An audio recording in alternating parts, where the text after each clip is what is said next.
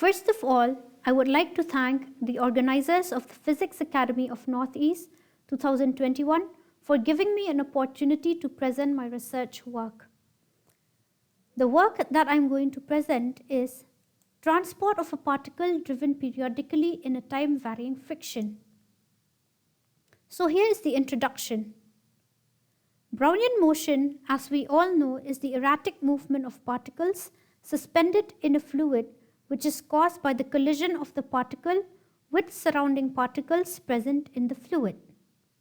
The phenomenon of obtaining net transport in a system without the application of an external bias is termed Ratchet effect, and the current so obtained is called Ratchet current.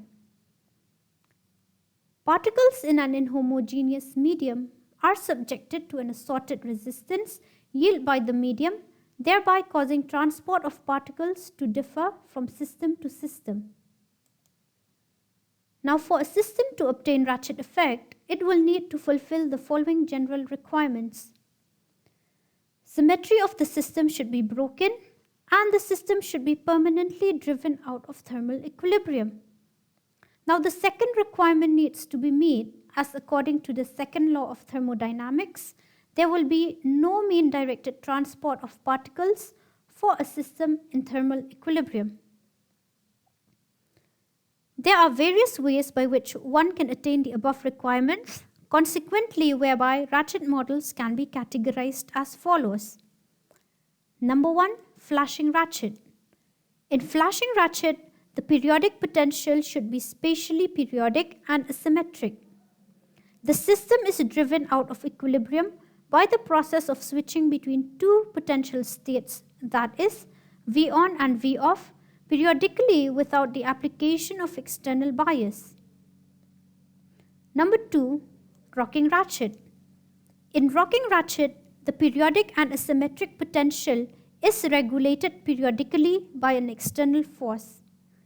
During the rocking process, the slope of the potential changes from a maximum to a minimum value depending on the amplitude of the force, thus driving the system out of equilibrium. And number 3, inhomogeneous ratchet. In this type of ratchet, the potential is periodic and symmetric. The system is driven out of equilibrium by subjecting the particles to friction or noise or both. However, the friction coefficient or temperature should be space dependent and should not be in phase with the potential. Ratchet effect plays an important role for particle transport in a system. Now coming to the model. A particle is chosen and subjected to move in a one-dimensional periodic potential, and the work is carried out by converting the Langevin equation into dimensionless form. To do so, we choose 3 independent parameters such as mass of the particle, wave vector, and barrier height. We then set them to be equal to 1. The dimensionless form of Langevin equation is then numerically solved by using Hume's method. Here are the results that we have obtained.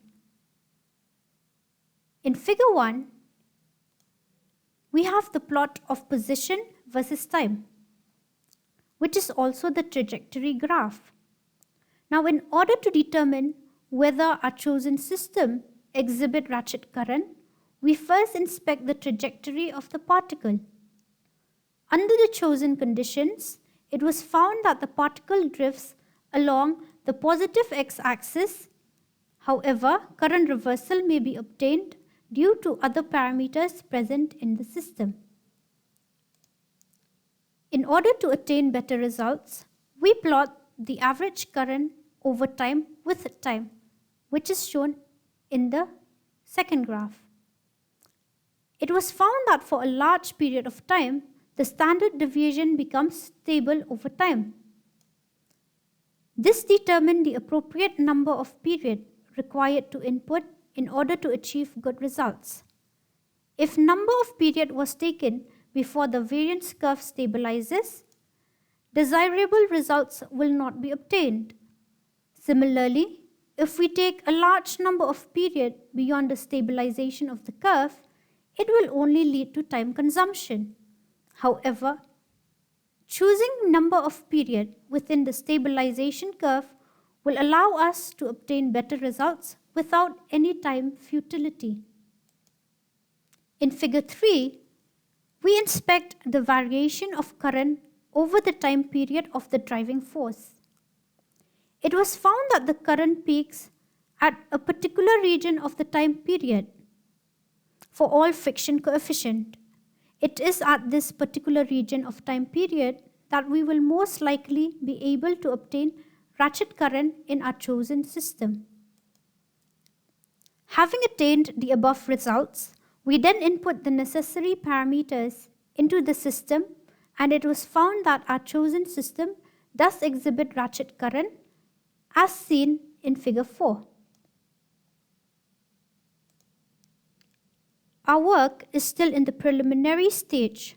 However, we were still able to obtain net particle transport in a non-homogeneous system driven by an external periodic force in the presence of a time-varying friction. Thank you.